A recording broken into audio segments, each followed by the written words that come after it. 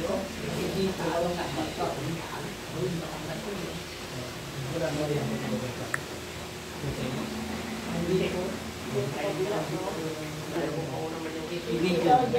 Yan. Para makita nyo yung paa na ano, yung isa mahaba, yung isa maiksi. Oh. Yan. Yan. Oh. Ano po mangyayari dyan? Ang nahihila po dyan, yung ano po, yung sciatic nerve. Kaya sabi ko ang karamdaman yung sciatica eh. Paano po, ano po mangyayari? Tingnan nyo po, ito po yung manifestation. Oh. Ito mahaba. Oh. Samantalang nakalapad naman yung katawan niya sa ano. Opo. Paano po maayos po ito? Yun po yung trabaho, yun po yung Yan. Opo. Yun po yung ano. Tapos, tingnan nyo po ito. Itong side po, no? ito po yung gitna, ito yung gitna. Pero yung buto niya, pag ginawakan niyo po ito, nandito po. Opo. Cervical 6 at 7 dito, halos wala, halos wala. Pero ito. Kaya nagkaka-frozen back po. Ang tawag po niyan, ang karamdaman niya, dalawang klase lang yan pag sa spine. Craniosacral. Yun ang karamdaman niya. Opo. Yung iba naman na thoracolumbar. Ito lang, thoracolumbar, nandito lang. Sa kanya, sa kaso niya, craniosacral. Okay po. Yun ang karamdaman niya. Kung bakit nahihila ng nahihila. Sciatic nerve. Ang karamdaman niyan, sciatica. Hindi naman po yan nakukuha sa mga painom-inom na ano. Gamot po. Yung mga hair sir, wala yan. Kaya po nagkakaroon po siya ng masakit. Ngayon makikita nyo, bulking yan. Bulking pag bitawan. Pag inalign na yan, mawawala yan. Ang bulking na yan. Kaso lang, ito kasi looking pa lang ang ano. Nagamit tayo nito. Kasi wala po pala sa gamot-gamot po, no? Tsaka hilot eh. Ano po hilot, hindi ko makaintindi. Wala naman science. Walang science ang ano. Hilot. Ito bronze kasi ito, titingnan ko kung sa dugo ang problema. Nagkakaroon kasi ng violet o discoloration pagka yung bronze, ano po siya sa tulad kanya hindi yan.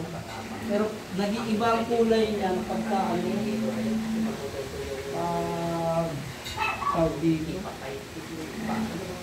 pag ang problema po yung sa dugo. Opo. Nag-iiba parang kulay talong. Ngayon po, ano, masakit? Wala. Kumpara ko po dito, meron? Konti. Hindi kagaya, ito, masakit talaga, no? Ito, level of pain. Ito, hindi. Wala rin. Yan. Masakit? Okay. Francis, huwag ka tatakip dun sa shadow kasi hindi lang ilaw, CCTV lang meron. Dilim.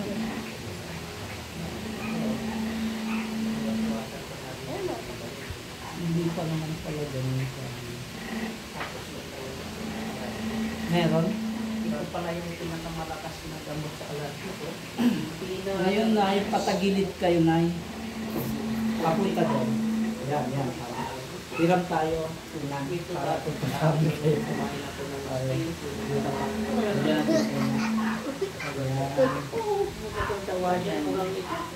Ito po na.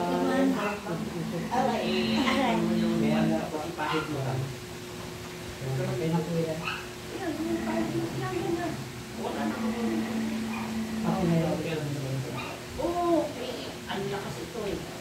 Ginamit sa akin ng sugat. Kaya hindi ko malaki yung sugat dito. Ayan na, Nay. Huli na. 150. Ayun. Diyan po masakit. Nung lumili ako, hindi ko. Bigyan pa ng ganito. Ayun. Ano nito? Gusto mo, picture mo, tapos yung 150 lang, hindi na babalik, hindi na talaga babalik yan. Hindi ko nakuha ko rin. Yung kasi yun. Ngayon, picturean mo. Parang adik. Nag-ano eh.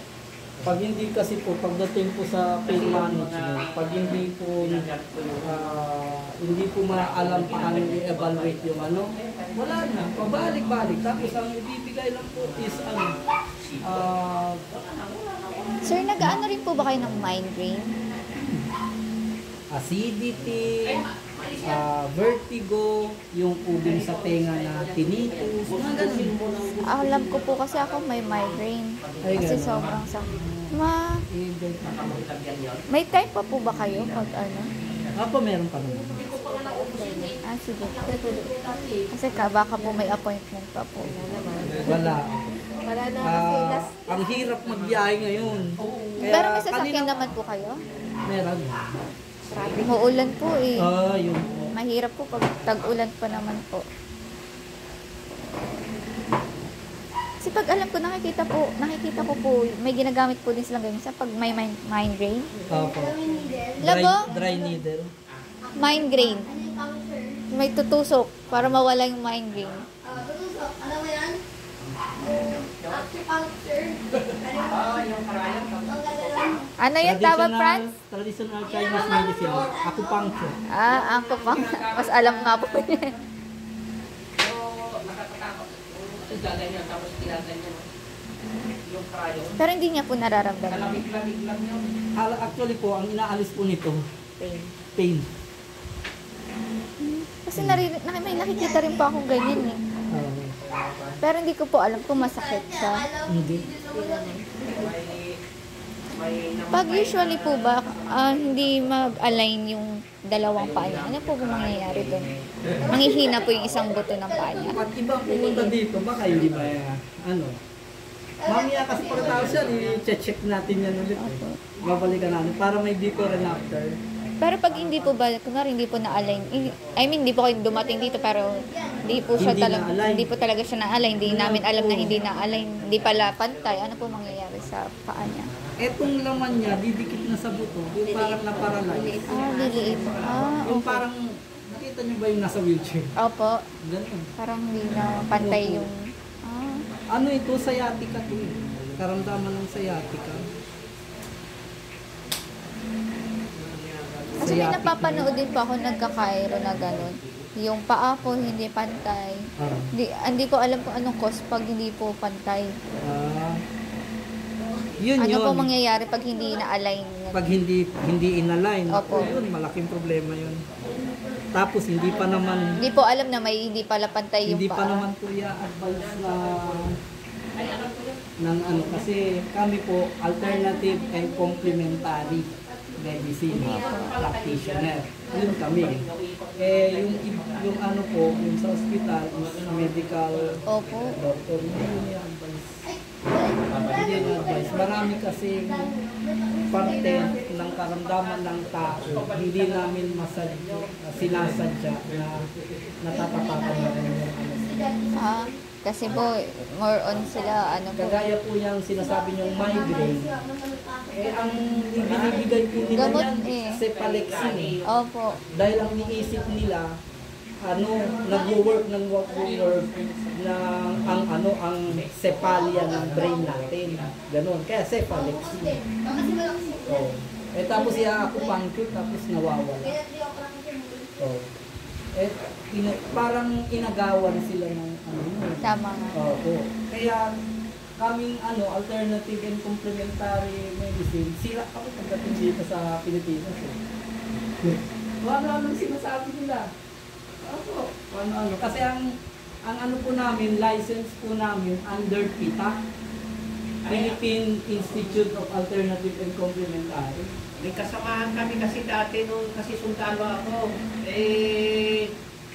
Yung na ganyan, gumamit ng ganon. Pero hindi mo namatay. Namatay? Sundalo.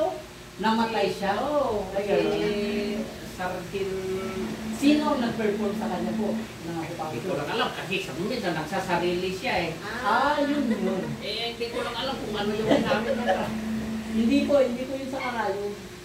Hindi po yun sa karayom. Baka Sa- may sa acupuncture po, ano po, sa pagtutusok May tama po ng palang acupuncture, meron pong negatibo at positibong enerhiya. Ang tawag po doon, yin tsaka yang. yin Opo, yun po yun, positibo at negatibong Nalimutan ko enerhiya. yung pangalan niya. Matagal kami Kung nagsama. ilalagay niyo po yun sa siyensya, sa science, hormones po yun. Yun ang hormones ng stress hormones, tsaka Kasi, happy hormones. Ang tawag doon sa ibang pangalan, cortisol, tsaka endorphins. Opo, ganun.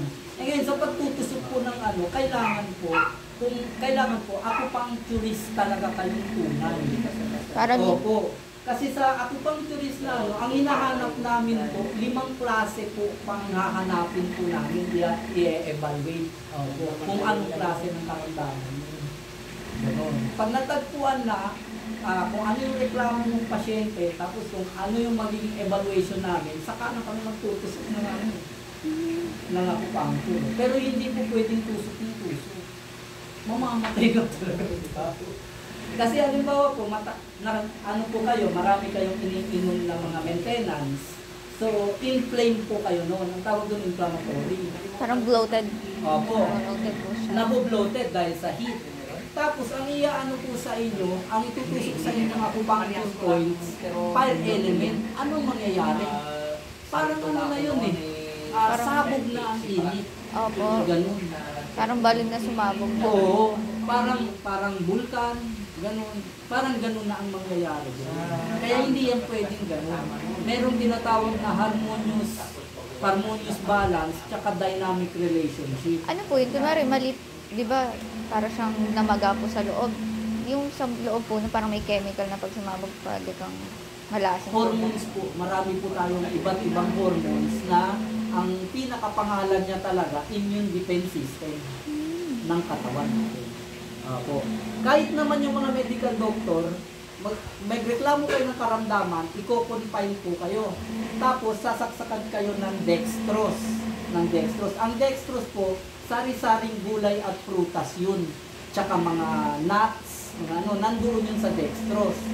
Pero wala silang ginagawa. Ang ginagawa nila, every 30 minutes or 15 minutes, pupunta sila doon, nag-check ng vital signs po ninyo. Ganon. Bakit yun lang ang chinecheck nila? Yun lang ang chinecheck. Kung nag-response na po yung naturalesa rin ng katawan, yung doktor na nandun sa loob. Kaya wala naman silang ginagawa eh. Ang ginagawa nila, binubus lang nila ng binubus sa pamamagitan ng dextrose. Ganun lang ang ginagawa nila. Ngayon, pagka nakita nila mataas ang BP, bibigyan nila kayo